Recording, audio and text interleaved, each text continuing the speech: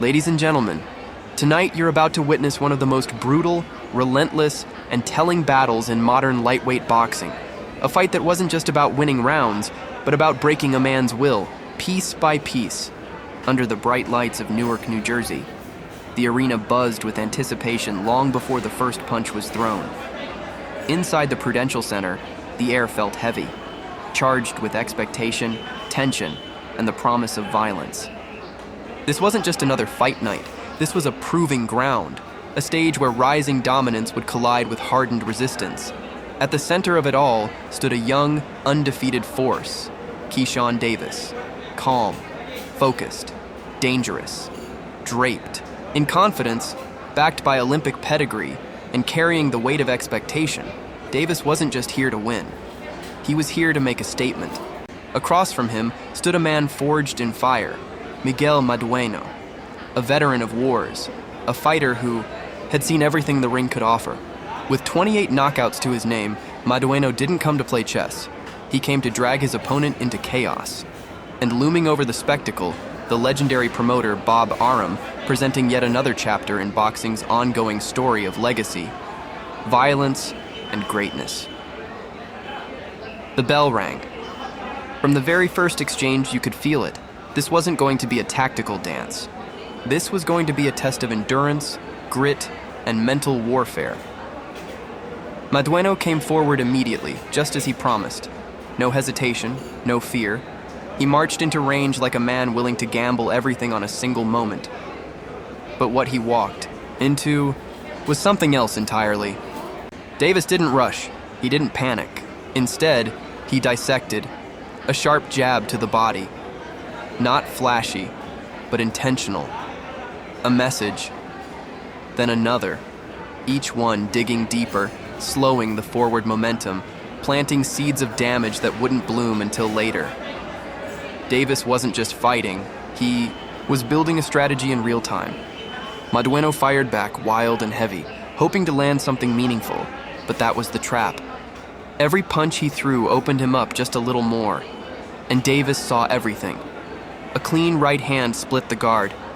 Another, then a combination. Fast, precise, almost surgical.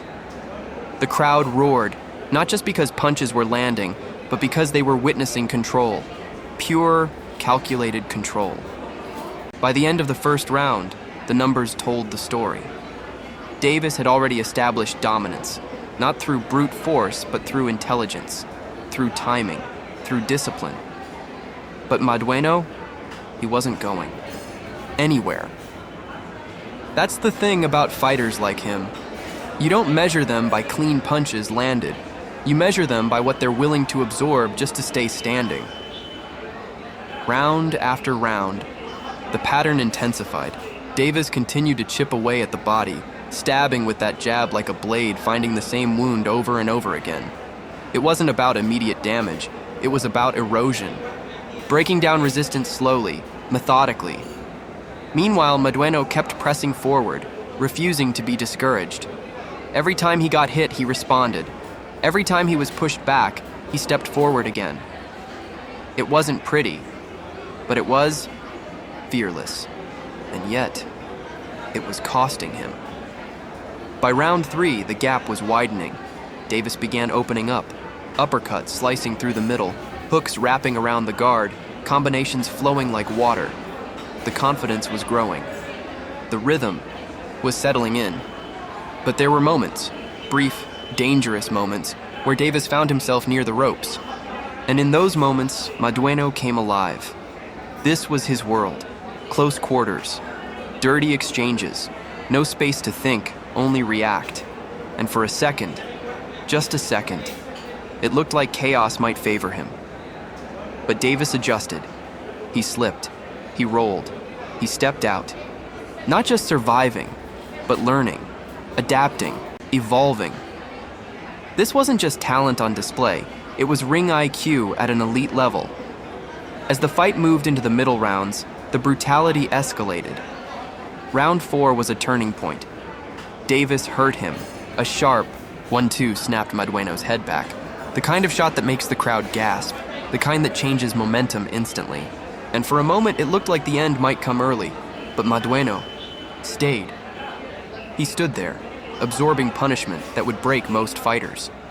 Combinations poured in, head, body, head again, each punch landing cleaner than the last. And still, he didn't fall. That's when the fight changed again. Because now, it wasn't just about winning, it was about survival, and survival breeds desperation. By round 6, things began to get ugly, a clash, a scuffle, tempers flaring, then suddenly, chaos. Madueno lashed out after the bell and struck the referee. For a moment, everything froze. Confusion, shock, tension. It was the kind of moment that threatens to derail an entire fight. The kind that makes you question what's about to happen next. Was this frustration, fatigue, or something deeper? Whatever it was, it lit a fire under the fight. From that point on, the tone shifted completely. This wasn't just a contest anymore. It was a war of attrition wrapped in controversy. Davis, to his credit, stayed composed. He didn't get drawn into the madness. He didn't lose focus. Instead, he doubled down on his game plan. Body shots, precision, control. Over and over again, he punished Madueno's midsection, knowing exactly what it would lead to. Slower movement, dropping hands, open targets. And when those openings appeared, Davis capitalized. A right uppercut inside, a hook to the ribs, another straight right up top, each sequence building on the last. By the later rounds, the numbers became staggering. Davis was landing at will. Over 50% of his power punches finding their mark. Nearly 200 total punches landed. Meanwhile, Madueno was absorbing everything. Still fighting, still throwing, but clearly fading. And yet, he refused to quit. That's what made this fight so compelling, because even as Davis dominated, clearly ahead on every scorecard, Madueno's resilience turned every round into a test, not of skill, but of heart. Round 9, you could see it in his movement. The energy was gone. The aggression had faded into survival instincts. His punches slower, his reactions delayed. But Davis, he looked sharper than ever, picking shots, setting traps, controlling every exchange. This was no longer a fight. It was target practice. And still, Madueno stood. The final round arrived. 10 rounds of punishment. 10 rounds of pressure. 10 rounds of relentless execution. The bell rang one last time.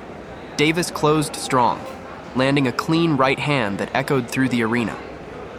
A final statement. A final reminder of who controlled this fight from beginning to end. And then, it was over. No knockout, no dramatic collapse. Just two fighters standing in the center of the ring, exhausted, battered, but still on their feet, and in a moment that defined everything. They embraced, after all the chaos, the fouls, the tension, the punishment, respect, because that's what boxing is at its core. Violence, followed by understanding. The judges' scorecards told the official story, 99-91 across the board. A unanimous decision victory for Keyshawn Davis, but the real story? It was written in every exchange, in every body shot, in every moment where skill met resilience. After the fight, Davis stood calm, composed, and honest. He admitted it. This was his toughest professional fight yet, and yet, he smiled.